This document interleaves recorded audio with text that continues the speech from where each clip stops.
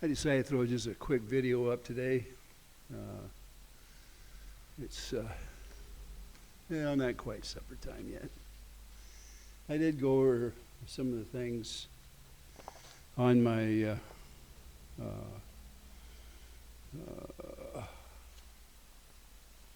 what I'm being accused of here for the court actions. And I thought, man, if a person was found guilty of the things that are in here, in reality, that would be probably the end of freedom of speech as we know it.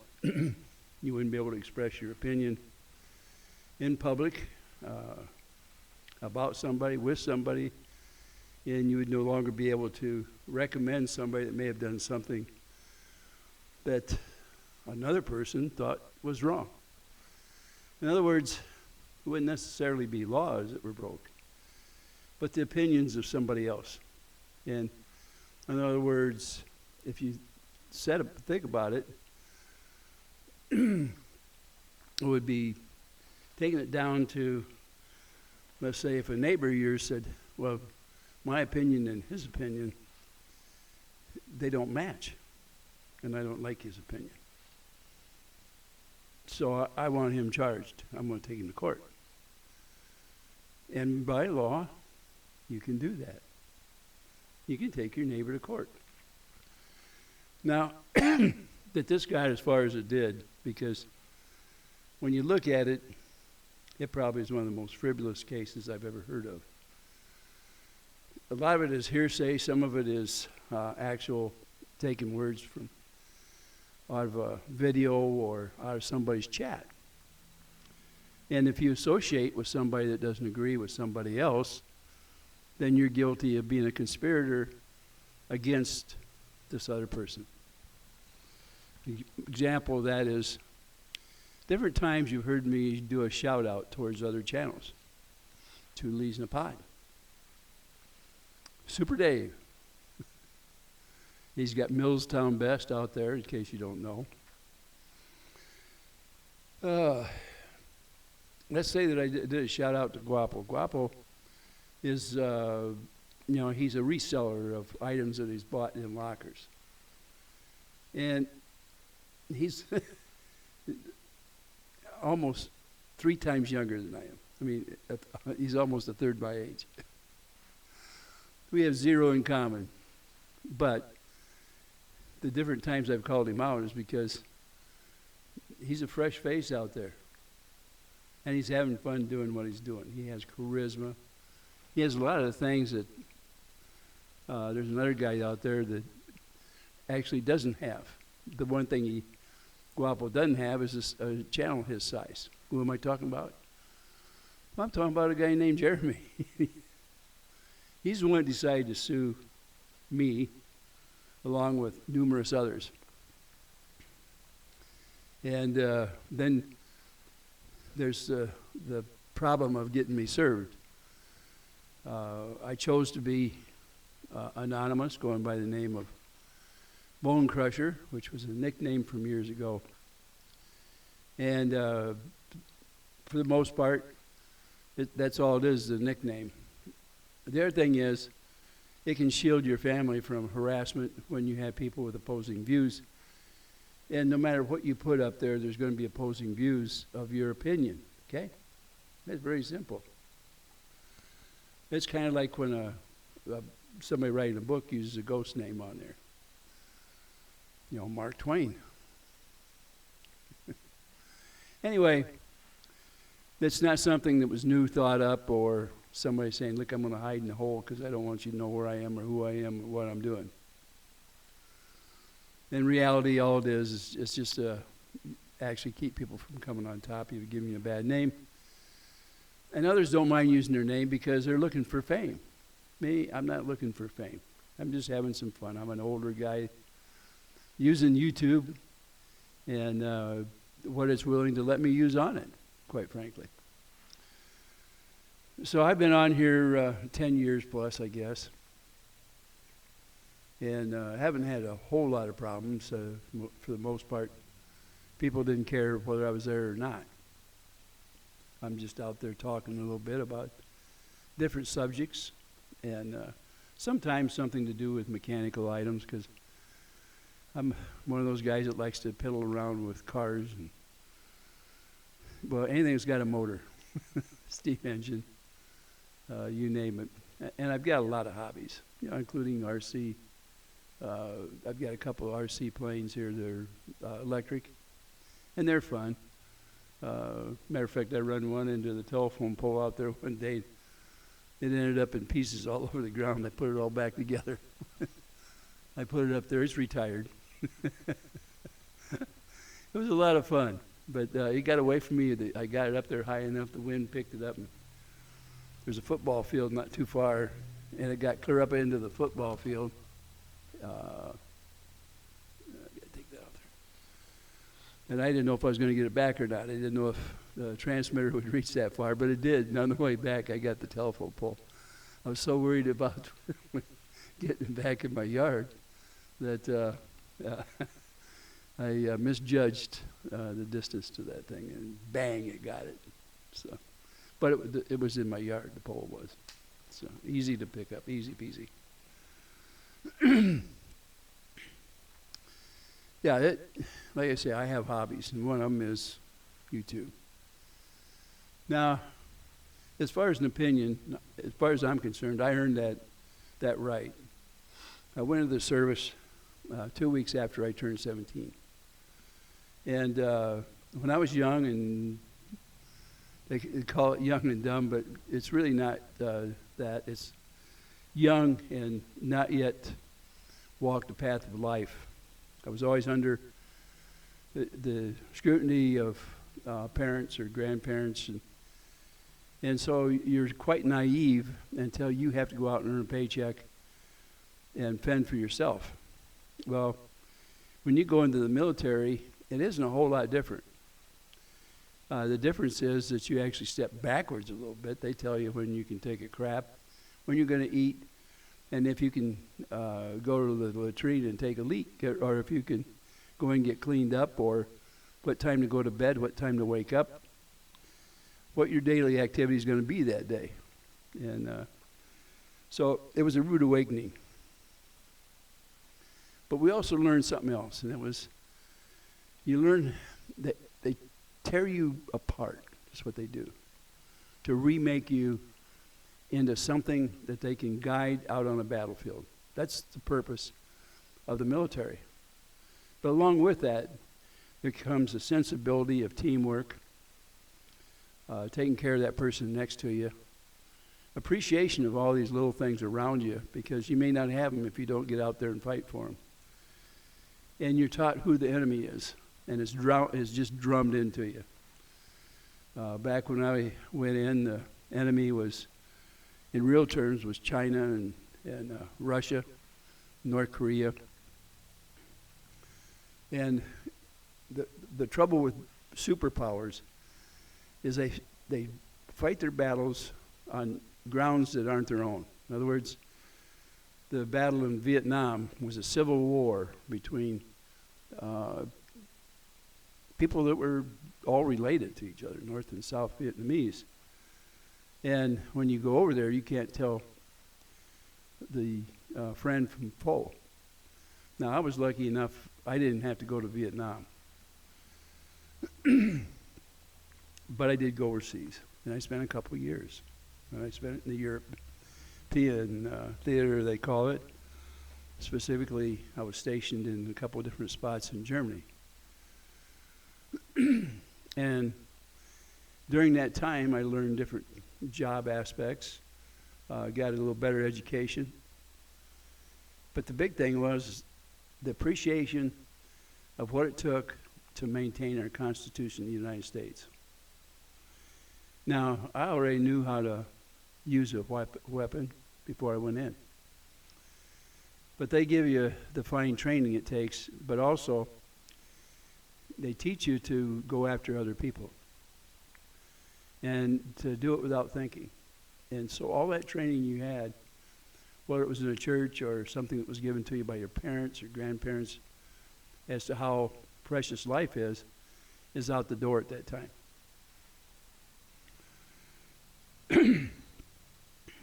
And replacing it is the leader. Who is your leader at the time? And you become a sheep in a flock, is what you become. Aggressive at that, though. After you spend years in there, especially when you're young, like I was, you get out and try to regain yourself back in life. And the first thing you find out is your friends didn't have that same life. Some of them went to college. I was married by the time I got out. I had one child and another one on the way, or my wife and I did. I got married halfway through the 3 years that I spent in there. And I'm glad I did, because she kept me on the course of being a human being. In those first few years of the military was not easy. Regaining back into civilian life is so different. When I went in the military, people were very neat. It was an Ivy League look. When I got out, it was a hippie look. Love children, beads, colorful attire, long hair. And even the guys started looking and somewhat acting feminine, not like the people I was in the service with. It was a different world. The music was different. The attitudes were a lot different. Everybody was protesting. They were protesting our uniforms when we come back. You had to watch where you stepped. So here it is. I'm thinking, what happened to my country when I left? It was turned upside down. And after a while, you kind of slip back into things. I went back to school while I was out, started working different jobs. And like I say, I was lucky enough that I did get married, and my wife kind of kept me on a better path as much as she could. Along the way, you drop that facade of worrying about an enemy around a tree, or you don't wake up at night worried that someone's going to drop something on you. You don't do that anymore, because you have a good life, one that the good Lord blesses all of us with, if we wish to be a part of it. So over the years, you become naive again, and you get to thinking, well, people, regardless of what their thoughts, there's a lot of goodness in them. And that the things that you were fighting for have all been worth it.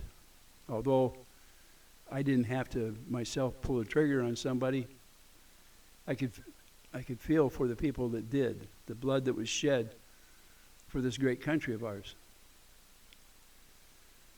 And then, as you get older, you become callous to a certain extent, because when you're on a job, and even though you're working with another person, you're not necessarily always a part of a team. Sometimes you're competitive, and you lose a little bit of the protection of that person next to you, maybe, because they're in your way to climb the ladder of success.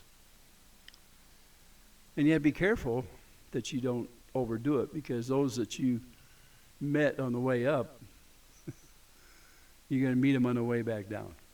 And inevitably, you probably will hit bottom someday. It happens. But you have to be able to pick yourself up and get back up and go again. And because of this fine country that we have, the path is always there for us to get up off your duff and go out there and earn a living and regain what you may have lost. Or so I thought. But over the last few years, our freedom of speech, freedom of protecting ourselves with a hand weapon or a rifle, they've been stepped on a little bit. Freedom of travel. During the epidemic we had a few years ago, travel was not recommended, and they took the bathrooms, closed them down along the highways so that you couldn't even go in the bathroom anymore. The rest stops, they were just that. You could pull up and stop, but there was no facilities to do anything. Campgrounds were shut down. And they found out in the last pandemic they'd had back in around 2017, 1017. 1917, let's put it that way. Back then, they found out that by being outside, you had a better chance of living. And what I found out here was that they wanted to contain us in our homes. And they said, well, if we can stop you from gathering together, then we're going to stop the epidemic. And yet the proof in the pudding was, our forefathers found out almost 100 years before that was bullshit. The people living in the tents lived a lot longer, and even though there might be 20 or 30 in the tent, they had a better chance of living than the people that stayed in their homes. They also found out during that time that the young kids weren't getting it, but the older people were. And the older people were put behind everybody else as far as inoculations. We needed the people that are going to run hospitals and doctors and things like that first, and I understand that. But the second go-around, the people that were most vulnerable were the older people, and they needed the inoculations and the different things that would help them build their immunity system. And even though there were some states that figured that and tried to take care of it, there were others that were not doctors, they were not anything to do with it, made decisions to curtail us. So then we found out, as a nation, we could be curtailed. And that bothered me, that somebody was going to tell us that the Constitution didn't exist because we could be told when we could talk and what we could talk about. We no longer had the freedom of the airways again. We couldn't. You had to be careful what you said in public. You could be charged. Some are being told to inoculate when it went against their religion. All these things came about that I had fought so hard for, that we could have our own decisions about things like this. And they said, it's for the better of the people. And yet we knew better. We actually did. Now they're trying to change some of that stuff. And I don't know if it'll happen or not. Half the world is mad at the other half. All right, well, let's get back to this whole thing. This old guy, I stand for the First Amendment because I know that one of the most important things is to be able to speak your mind, your opinion. That if you don't like somebody, you have a right to say that. Like, I don't like somebody out there. And I have a right to walk over to my neighbor and say, I don't like that son of a gun because, and give him a reason, my reason. That's always been there. Now, years ago, if you got into a dispute, you might have handled it out behind the barn. And it was over very quickly. And you went back to doing your own thing. You might have got your butt kicked for standing up for something you thought was right. And maybe your mind was changed for you, or maybe you changed their mind. In any case, you got it taken care of and it was over. Nowadays, well, let's go back a little. When I was a child, we had what we called tattletales. People that would tease and do things, and yet if you did it back, then you were the bad guy. They'd play the hurt little kid that cried their eyes out, and the teacher would come out and get after you, take your recess away from you, take the playground rights away from you, send you home with a note, those kind of things. Well, the heck of it is, a lot of that persists when we get to be adults. We have people out there that misbehave. And if you bring them up as to what they're doing and you notify other people, they get very upset because then all of a sudden their reputation takes a hit. They can't play that poor little child no longer. Even though mentally and they haven't grown, they're still that child that liked to tattletale when they were young. That everything they did was okay, but if you did, you were not okay. And they would voice very loudly. They would cry. They would pout.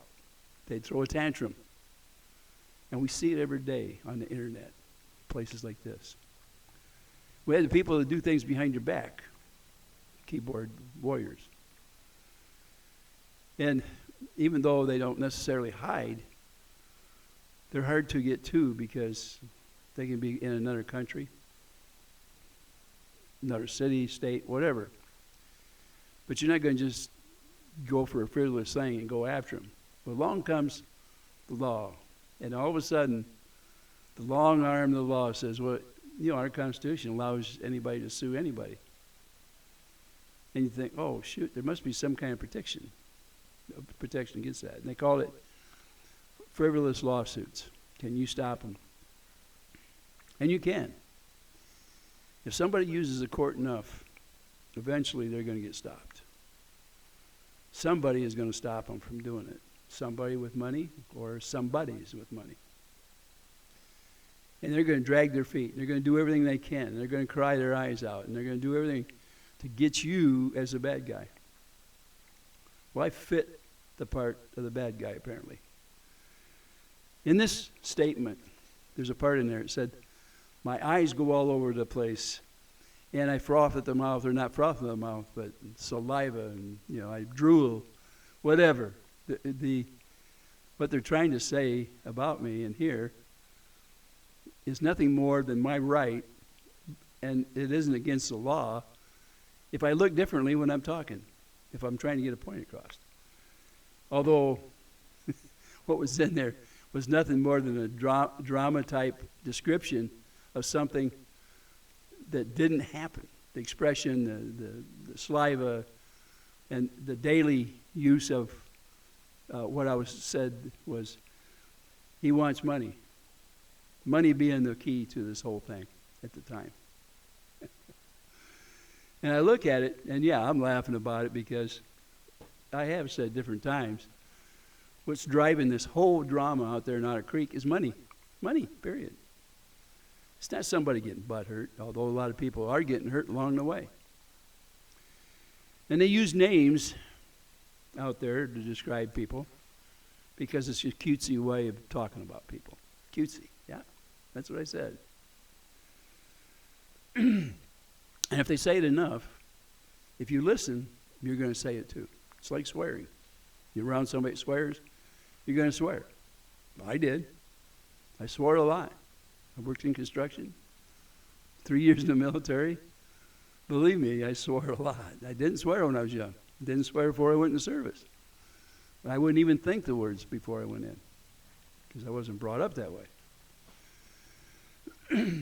Over the years, I've had a lot of lessons, and some of them hurt. And that's what I'm finding out about something like this.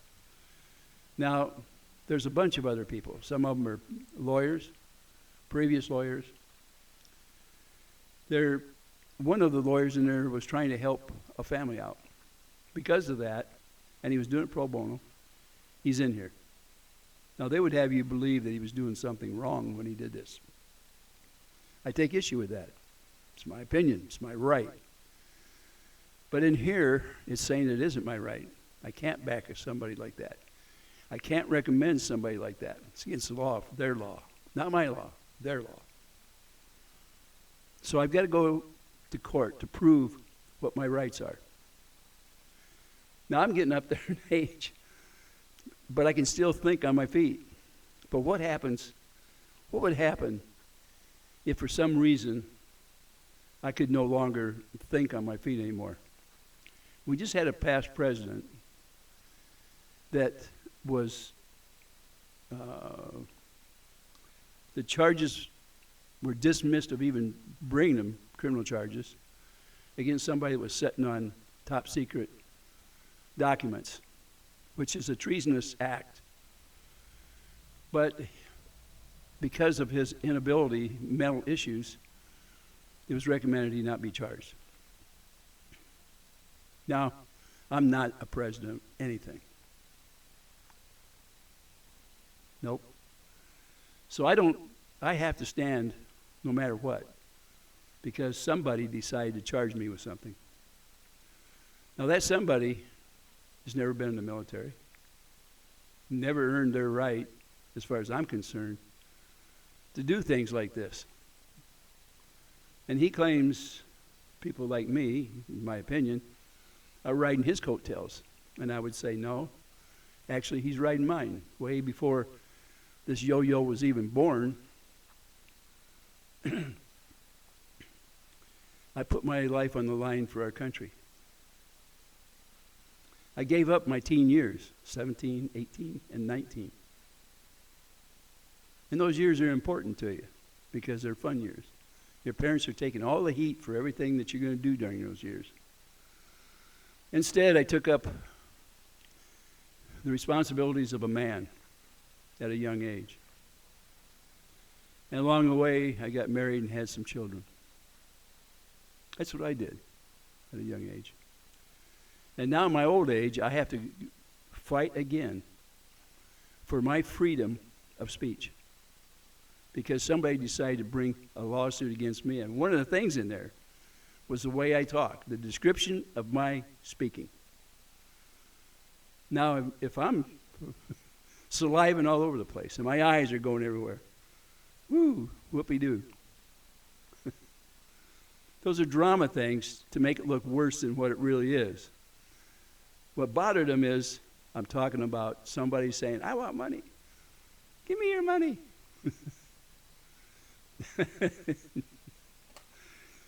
Yeah, I'm laughing about it because that's how silly it is, but it's in writing.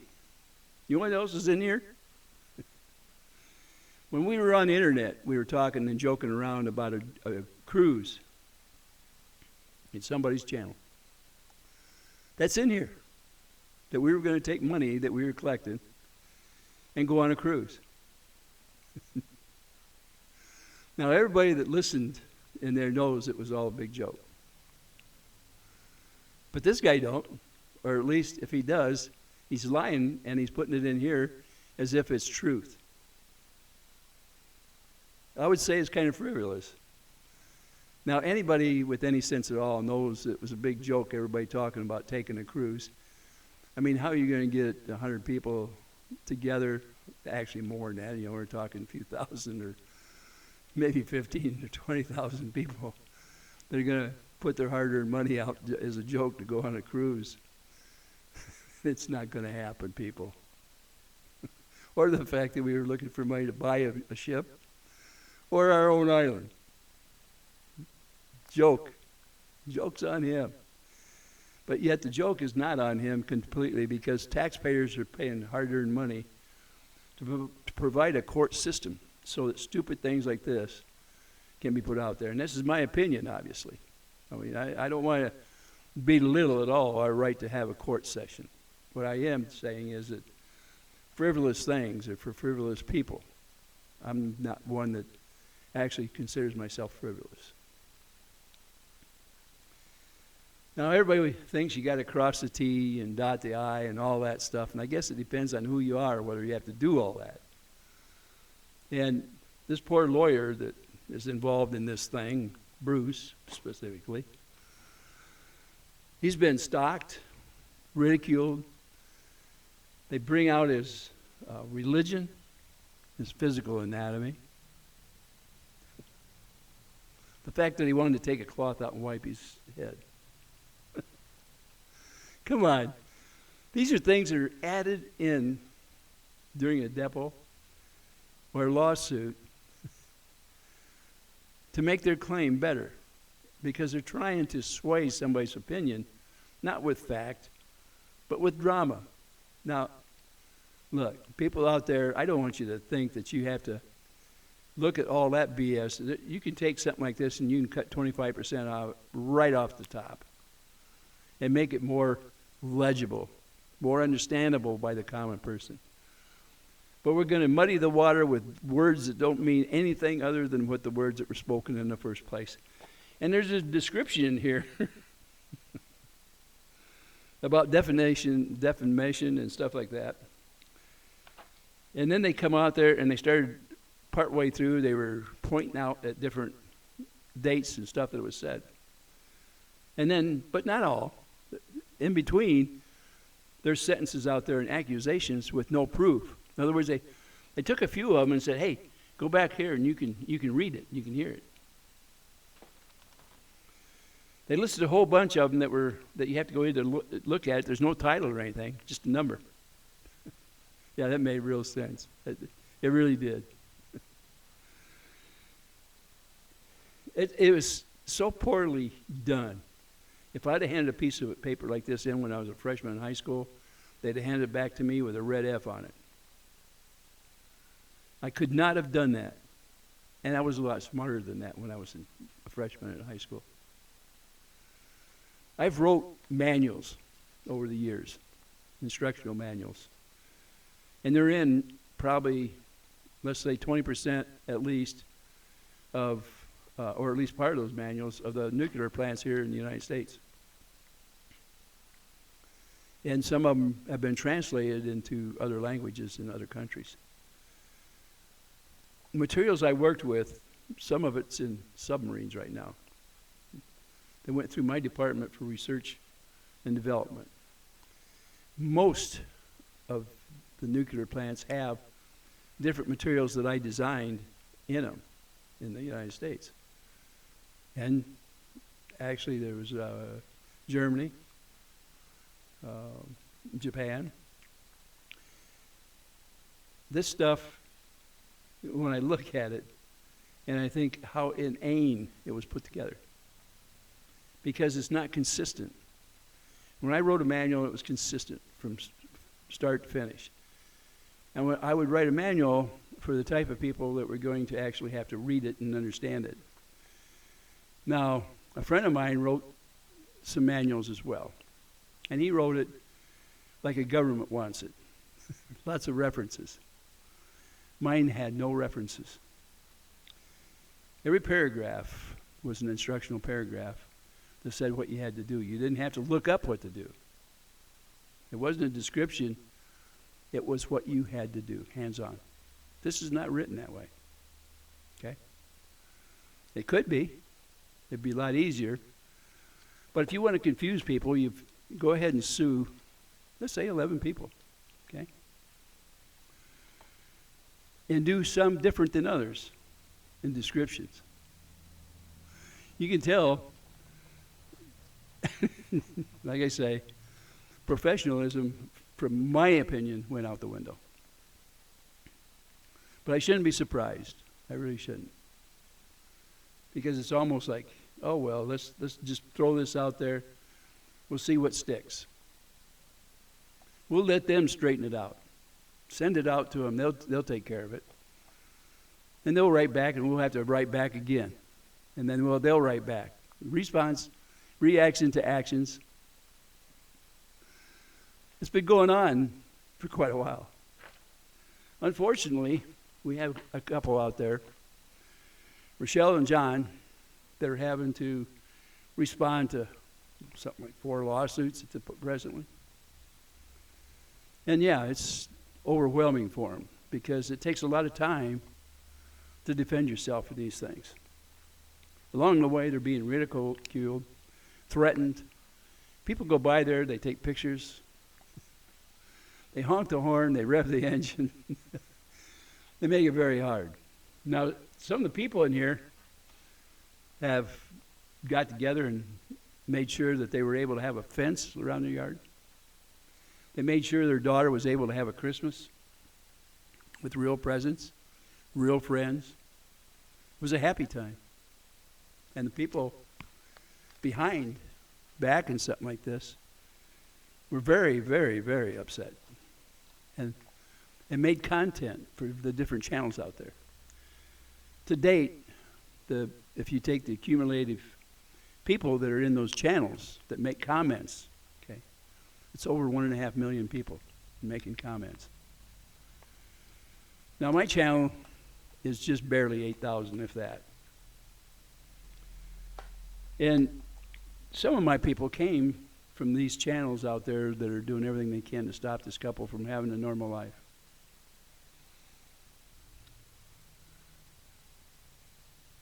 I lost about 4,000 subscribers, 1/3 of my subscribers, because of my opinion. If my opinion didn't mean so much, in other words, if money was the factor, I would have stated things differently, right? It wouldn't have been, I wouldn't have given my opinion the way that I did. I wouldn't have been honest in my opinion. But you see, I'm an individual. I stand on my own 2 feet. And I've always been pretty much that way. I don't need somebody to lead and show me my morals. And I'm probably too old to understand some of those ways that they're trying to get across. I don't get upset with them for trying to be a leader, and I'm not so much upset with the people that follow. If that's what makes them happy, then it does. You know, when I was in the military, they told you what to do, when to do it, what to eat. They told you everything. They even told you if you were sick or not. And they gave you APCs, which is nothing more than an aspirin for aches, pains, and colds. APCs. And you were happy with it. Never rained on you. You didn't get cold. Reason being, they gave you clothing to keep it from raining on you. They gave you enough clothing so that you didn't get cold. The Army life wasn't bad. Civilian life can be. We weave our way through all these oxymoron things that people come up with. It's amazing, really amazing. And now we live in a world that is conservative or not. There isn't any difference in it. No, you're one or the other. And they figure you can't be both anymore. Although, when I was brought up, you could choose between the two and mix them in any way you wanted to. You could make your own stew out of the life. You could follow the path that you felt was best for you at the time. Your morals come at an early life. And when you get into people that would take that right away from you, you wonder how were they brought up? What's going on with them? What are they made of? I can tell you this. My grandmother was one of the biggest influencers in my entire life. And I was able to spend a lot of years with her. Enough that in any moment I can think and I can see her. I can hear her. I can tell you what she told me. That's an influence. She's my hero. Both my grandmothers are. And I had an aunt that filled in too.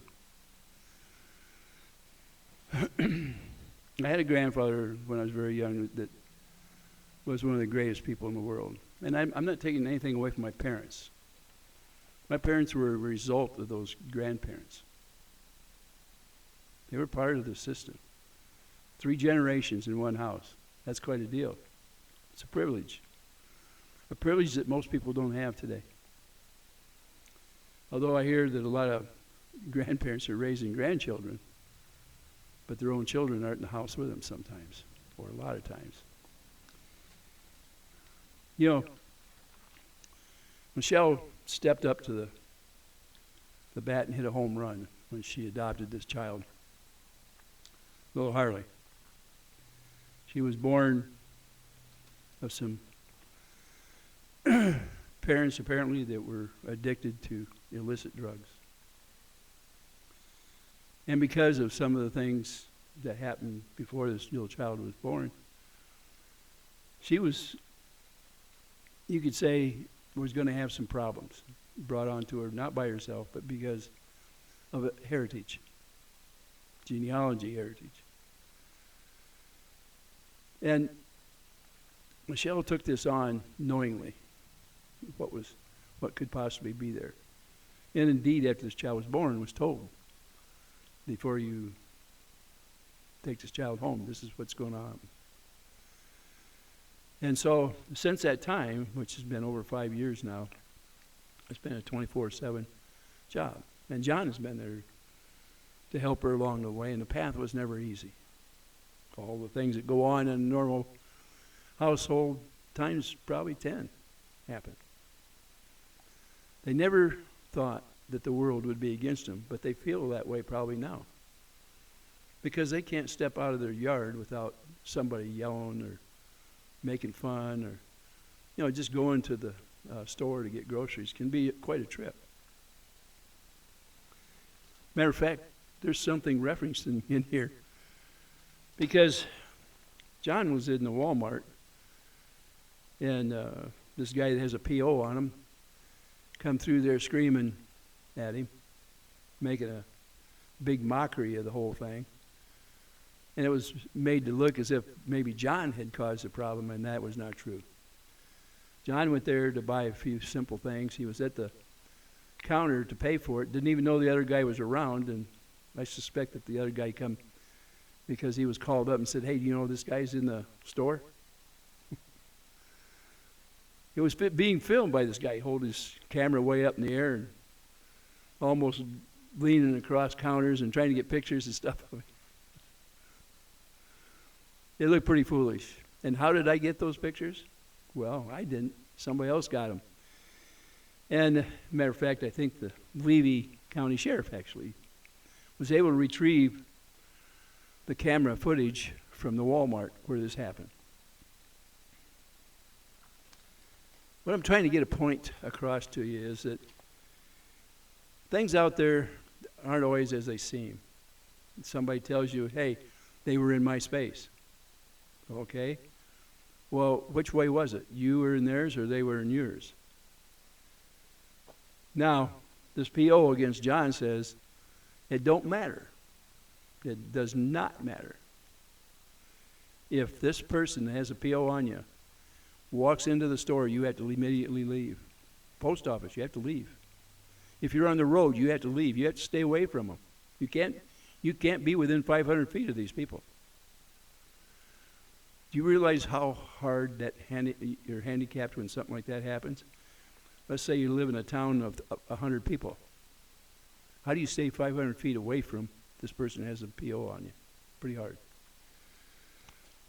This lawsuit, a lot of these people in here are considered third party. Over and over and over, this 1.5 million people have heard how bad the people are that are in this little document right here that I hold in my hand, including me. Now, I'm really not a bad neighbor. Yeah, I'm set in my ways to a certain extent. If somebody needed help and I had the ability to help them, I probably would. I've given a lot over the years of myself, and I've dug in my pocket when I didn't have it. I paid the price for it over the time. I may have gave something away that maybe I shouldn't have, because it hindered me in some way or other, maybe my family. But in the moment when somebody is hurting, and if you don't reach out to help them, then what kind of a person are you? I was raised to believe that you had to help people that were hurting like that.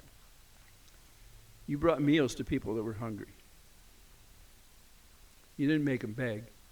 But if somebody was begging, it didn't bother you to help them out, to donate something. Something you may not have a lot of, but something, even if it was yourself. This world has changed. This little document changed my outlook a lot. And yes, I'm going to fight this to the very end. I spent 3 years in the military on behalf of my country. If I have to spend 30 years, if I actually have that long left, to fight for myself over something like this, I'm going to do it. Let me tell you, I'm going to be there for it. I believe in standing up for yourself. I'm not going to let some bully tell me what I can and can't do. My opinion means a lot to me. But I'm going to tell you something else. The right of having an opinion means something to my children and grandchildren and great-grandchildren, my neighbors around here. Everybody that I know, they have that right if they live in this country and are a citizen of this country. Now, not everybody has done their part for this country. I suspect the people involved with this doggone thing, with trying to handicap the rest of us in here. I just wonder what they have done for this country. Oh, wait a minute. Yeah, that lawyer. Yeah, the lawyer. According to documentation, he tried to defraud the government out of Medicare or Medicaid. He was a dentist back then. And when he tried to get a license in his home state, they turned him down because he was deceived him, very deceived. He tried to deceive him on his application. Somehow, he was able to get a license in Florida. Do I have a distaste for somebody like that? Yeah, I do. Because while this guy can get away with things like that and never spend any time in jail, that same guy is charging me with something that I stood up for, which was freedom of speech. That same guy that tried to defraud the government. In fact, when that happens, it's you and I as a taxpayer that paid for that whole doggone thing. We did. People like that go around doing things like that and then come back and charge people like me. Now, you know what that lawyer that's being charged in here, Bruce?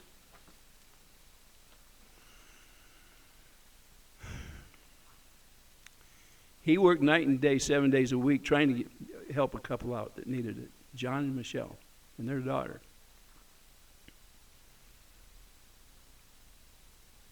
Pro bono.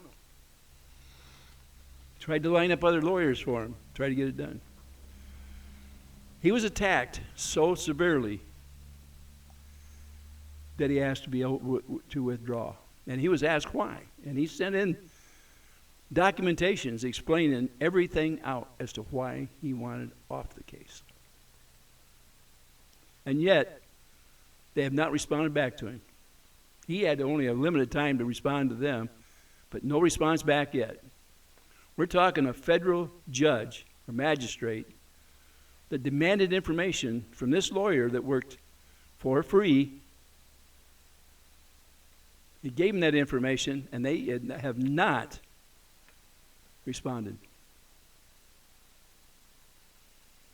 That's our legal system, people. Federal court, northern Florida.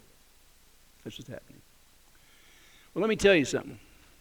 For all you people out there, you veterans, mothers of veterans, people that have lost somebody. Was that all for naught? Are we going to take and let something like this happen? We have people that have big hearts in here. They're being called out because they're trying to help. There's people in here that were they're reporters.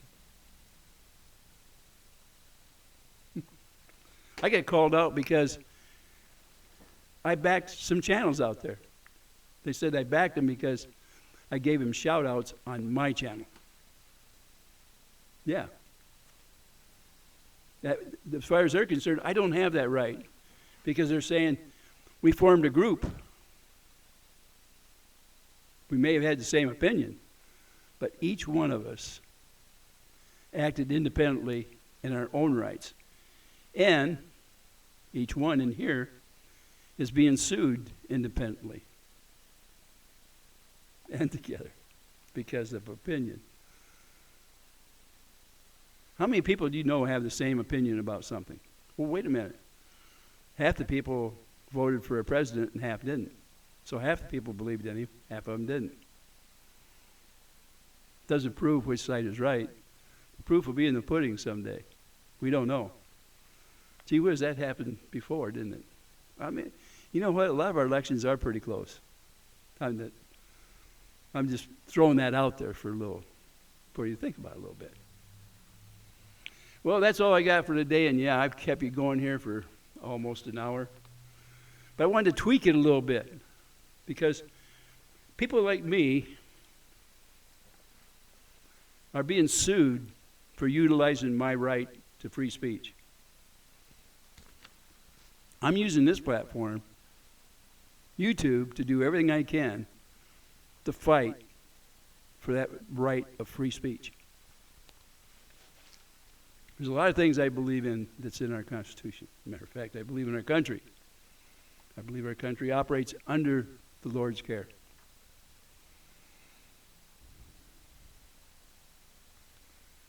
You know, I don't know how many times I pledged allegiance to the flag which represents our country, but it was a lot. And I'll have to admit, I pray a lot more than I pledge allegiance to our country, and as it should be. I try to make it a daily thing, and when I don't do it, I think I've done something wrong. You see, in the prayer, I'm thanking the Lord for the things He gave me every single day. What I'm asking of you people out there, for you that made it to the end, which isn't going to be too many. The average person is in there about 12 to 14 minutes in any one thing out there. They don't get too many long-winded people like me on there. But this was worth fighting for. Freedom of speech is worth fighting for. And all of you should be doing the same thing. You should be fighting for that freedom. There are different things. You can abuse it. I'm telling you, my opinion is I did not abuse it. I don't think anybody on this deserves to have to spend their money on this. And taxpayers out there, you shouldn't have to be backing it either. Either way. This should have never happened in my mind. Somebody's trying to take my freedoms away from me, and I'm going to fight till the very end. Am I going to roll over? No. Am I going to make a big deal? No, I'm not. We're going to finish this. This is the fight at the OK Corral. It is. If I lose this battle, all of you out there lose too. Because this has to do with the First Amendment, freedom of speech. For any of you that are looking at this, share my video with your friends. Have your friends share it. Get it out there. It's worth looking at. It's worth thinking about. Now, just because I'm up there in age and I've got gray hair doesn't mean that I can't think with this thing upstairs. I have lots of experience out there in this world. Some of it has been disappointing. But I don't want this to be a disappointment, and I don't want to leave a legacy to my children and grandchildren and everybody out there where they lose their freedom of speech because of something like this. Stand up for yourself. Stand up for those people that are willing to stand up for you. Don't let people tear you apart. Don't be a coward. I'm not talking about doing something physically. I'm talking about using the legal system in the way it was intended. Period.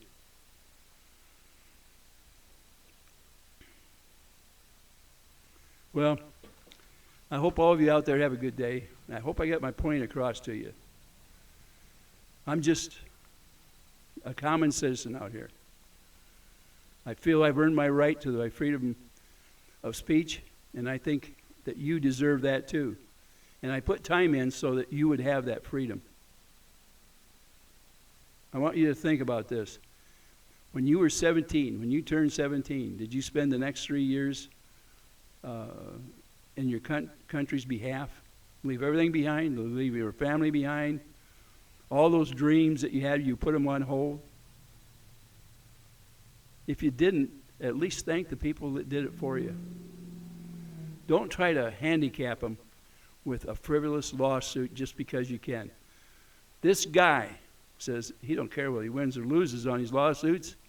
He just wants to bankrupt those people. I'm one of those people he'd like to bankrupt. He wants to take everything I've got. You know what I get on my chats? People come in there and say, well, I hope you're happy. You're losing everything you ever worked for. I hope you're happy because now your wife is going to be left with nothing because of the things that you did. The things I did? I gave up my youth, part of my youth, for this country. I've always believed in the Constitution. Still do. I love this country. I can't think of anywhere else I'd rather live. Just because somebody thinks that I don't have a right to my opinion, And the people following are wishing me all these good wishes about taking everything. Or going to jail. They think I'm going to go to jail over this. I'm not going to go to jail over this. I'm not going to succumb to a contempt of court in some way. You know, people out there, they work their whole life so that they can have something. Lucky enough, you know, you can have a car or a house. You can afford to pay for your grave before it's time to use it. You're lucky enough to have some children to pass on the legacy to. Think about it a little bit. This is only the beginning of people trying to take your rights away. They're trying to take mine away right now. I don't deserve it. My opinion is this. Anybody that does something like that has something wrong with them. That's my opinion. But there are people out there that'll do it, and one of the biggest reasons they do it is money, finances, gold, whatever they can get. When I look up the things that this person has perpetrated, man, it is scary. Well, in my opinion, obviously.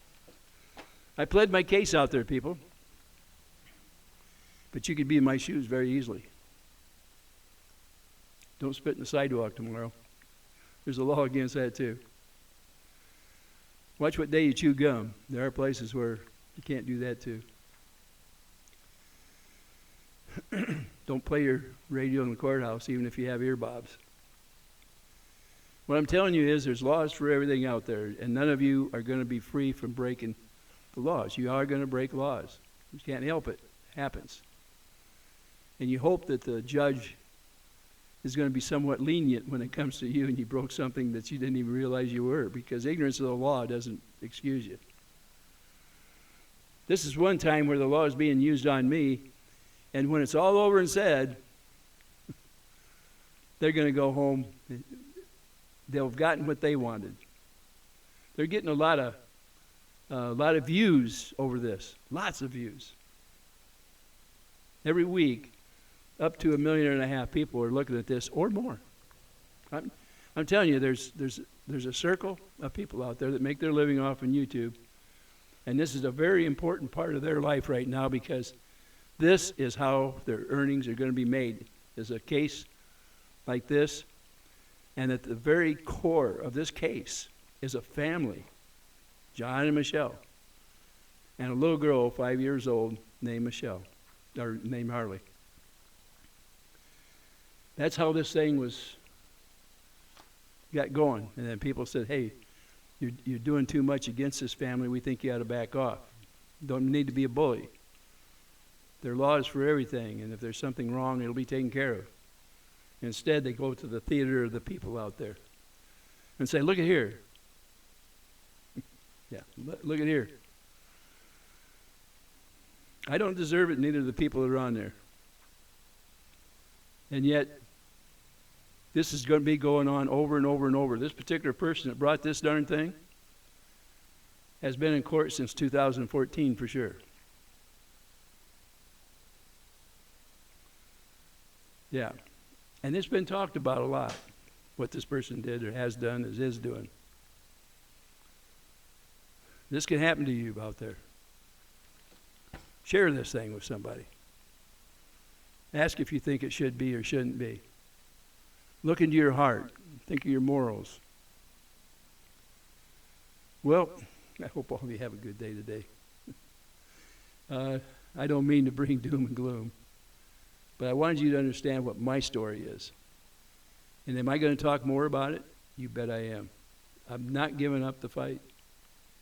I'm going to fight this till the day I'm in my grave. Granted, it may not be that far away, but it'll give me something to do until I am there. Have a great day out there anyway. And as John says, ta-ta.